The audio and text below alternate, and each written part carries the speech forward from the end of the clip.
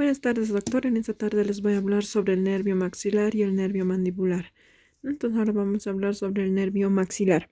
El nervio maxilar, al igual que el nervio oftálmico, es exclusivamente sensitivo, ¿no?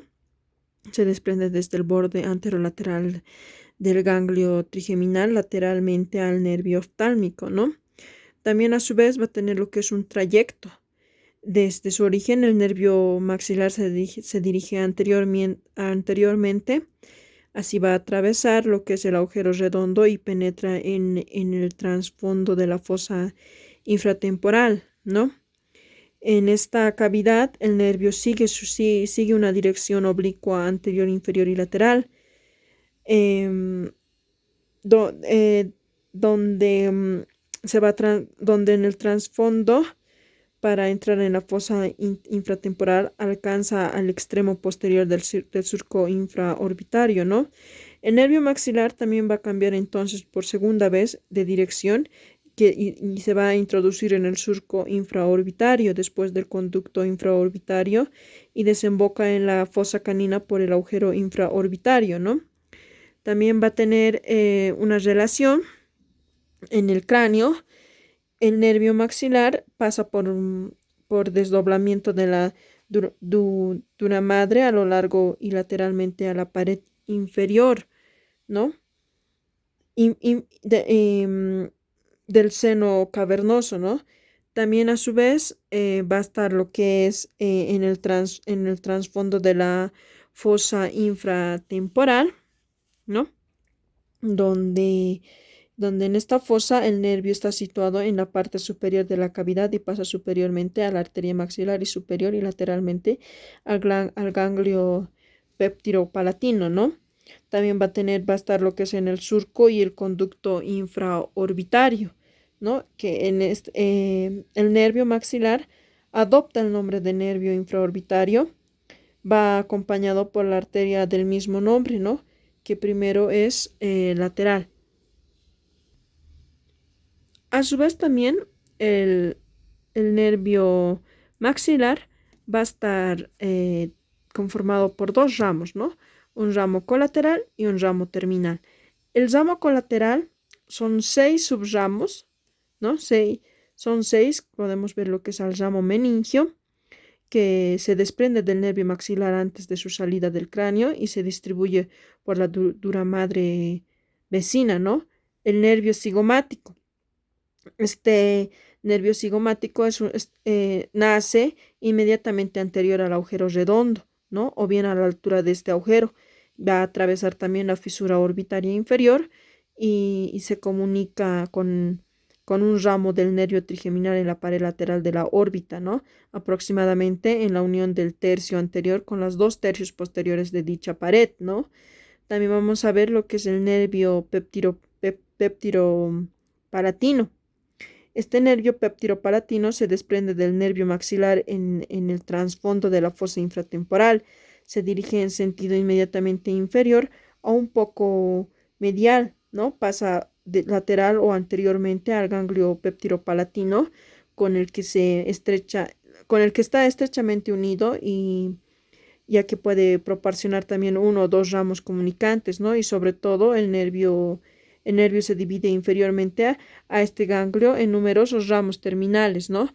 Como el nervio, como los ramos orbitarios, el nervio nasales posteriores, eh, posteros superiores, el nervio nasopalatino, el nervio faringio, el nervio palatino mayor y el nervio palatino menor, ¿no? Entonces, continuando con los ramos colaterales, vamos a tener lo que son los ramos alveolares superiores posteriores, ¿no?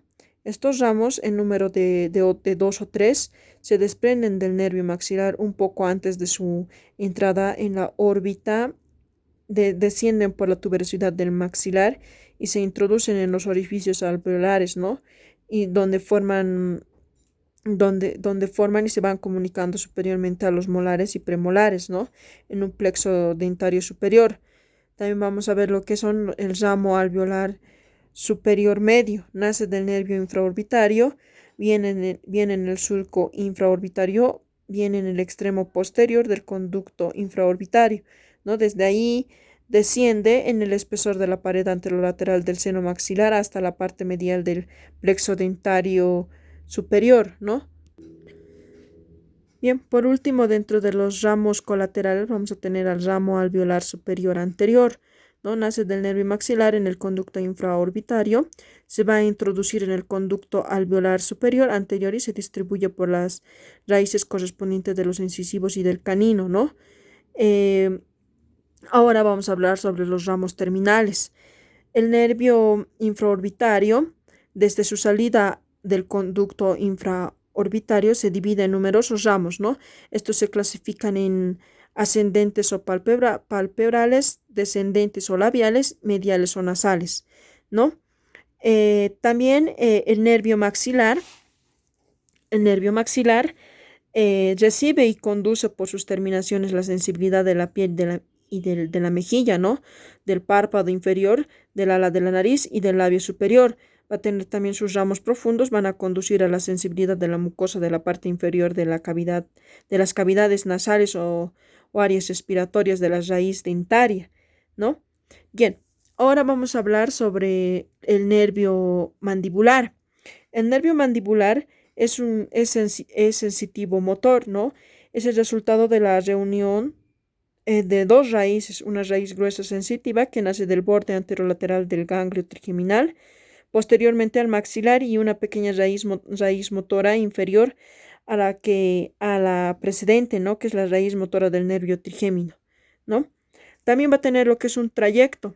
Este trayecto va a ser en el agujero oval, el nervio mandibular en relación con la rama accesoria de la arteria meningia media se sitúa posterior y lateralmente al nervio, ¿no? Las raíces sensitiva y motora del nervio mandibular se dirigen inferior y lateralmente, ¿no? En un desdoblamiento de la dura madre, ¿no? Individual para cada una de ellas, ¿no? También va a dividirse lo que es en dos ramos, perdón, en un ramo colateral y en un ramo terminal, ¿no? Bien, ahora vamos a hablar sobre los ramos colaterales, ¿no? En su emergencia del agujero oval, el nervio mandibular da un ramo, el ramo recurrente, ¿no? Que se dirige posteriormente y penetra en el cráneo por el agujero espinoso. Las ramificaciones de este ramo acompañan a las de las arterias meningia media.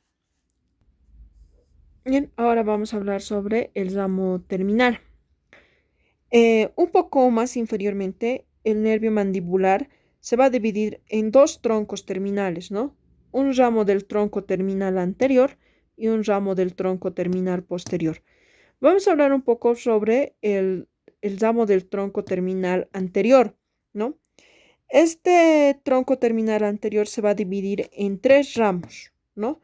El nervio temporobucal, se va a dirigir lateralmente, inferior y un poco anteriormente, ya que también va a pasar entre los dos fascículos del músculo peptigoideo lateral, a los cuales va a proporcionar algunos pequeños ramos, ¿no? También vamos a tener lo que es al nervio terminal profundo medio. Este medio temporal profundo se va a dirigir lateralmente entre el peptigoideo lateral y la ala mayor del hueso esfenoides, ¿no? Se refleja superiormente sobre la cresta infratemporal y termina en la parte media del músculo temporal, ¿no? Por último, dentro del ramo del tronco terminal anterior vamos a tener el nervio temporomacetérico, ¿no? El nervio temporomacetérico se va a dirigir también lateralmente entre el peptigoideo lateral y el techo de la fosa infratemporal, pero posteriormente el nervio temporal profundo medio, al llegar al nivel de la cresta infratemporal, y el nervio se va a dividir en dos ramos, el nervio mesentérico, que atraviesa en la escotadura mandibular y termina en el músculo macetero, y el ramo temporal o el nervio temporal profundo posterior, ¿no? Que se va a incurvar superiormente y va a distribuir por la parte posterior del músculo temporal, ¿no? Ahora vamos a hablar sobre los ramos del tronco terminal posterior. Este tronco se va a dividir lo que son en cuatro ramos, ¿no? se va a dividir en el tronco común de los nervios del músculo peptirogoideo medial, tensor del velo del paladar y tensor del tímpano, ¿no? Este tronco es muy corto y se dirige medialmente, cruza el borde anterior del ganglio óptico al cual está unido y se divide en tres ramos, ¿no? El nervio del músculo peptirogoideo medial, va a ser que se va a dirigir inferiormente y penetra dicho músculo, ¿no? También se va a dividir lo que es, los otros dos son los nervios del músculo tensor del velo, del paladar y el músculo tensor del tímpano, ¿no? Ya que van a atravesar la zona cribosa de la fascia intrapteptirogoidea para alcanzar a los músculos de los cuales están destinados, ¿no? Otro va a ser el nervio auriculotemporal. El nervio auriculotemporal se dirige posteriormente y se divide muy pronto en dos ramos, ¿no? Que rodea la arteria meningia media. El nervio atraviesa luego el ojal retrocondilio, que va a ser superiormente a la vena maxilar, ¿no? Va a terminar mediante numerosos ramos en los tugumentos de la parte lateral del cráneo, ¿no? Bien, ahora vamos a hablar sobre el nervio alveolar inferior. Es el ramo más voluminoso del nervio mandibular, ¿no? Se va a dirigir en sentido inferior anteriormente a la arteria alveolar inferior entre la fascia interpeptirogoidea y el músculo peptirogoideo medial, ¿no? Que son mediales a él y el músculo peptiroideo lateral y la rama mandibular que son laterales, ¿no? También va a estar acompañado por la arteria alveolar inferior y el nervio que penetra el conducto mandibular, donde se puede donde se puede presentar dos disposiciones bastante diferentes, ¿no? Es más frecuente que se da en los 2/3 de los casos aproximadamente el nervio que discurre con los vasos alveolares inferiores, ¿no? No obstante, antes de esto, el nervio alveolar inferior va a originar lo que son varias colaterales, ¿no? Por último, dentro del ramo del tronco terminal posterior, tenemos al nervio lingual, ¿no? Este nervio desciende anteriormente al nervio alveolar inferior y describe una curva de concavidad anterior y medial. Primero está comprendido como el nervio precedente entre la fascia interpeptirogoidea y el músculo peptirogoideo medialmente, y el músculo peptirogoideo lateral y la rama mandibular, lateralmente, ¿no? En esta región y un poco inferiormente a su origen, donde el nervio lingual recibe la cuerda del tímpano, que es un ramo del nervio facial, ¿no? También podríamos decir que el nervio mandibular conduce los influjos sensitivos percibidos en la piel de la región temporal de la mejilla y el mentón, ¿no? También el nervio mandibular es el nervio masticador, ya que inerva los músculos que cumplen esta función. Por otra parte, también van a inducir lo que es la contracción de los músculos tensor del velo del paladar, tensor del tímpano, el meningoideo y el vientre anterior del músculo digástrico, ¿no? Bien, con esto concluyo mi defensa de los nervios maxilar y el nervio mandibular. Gracias.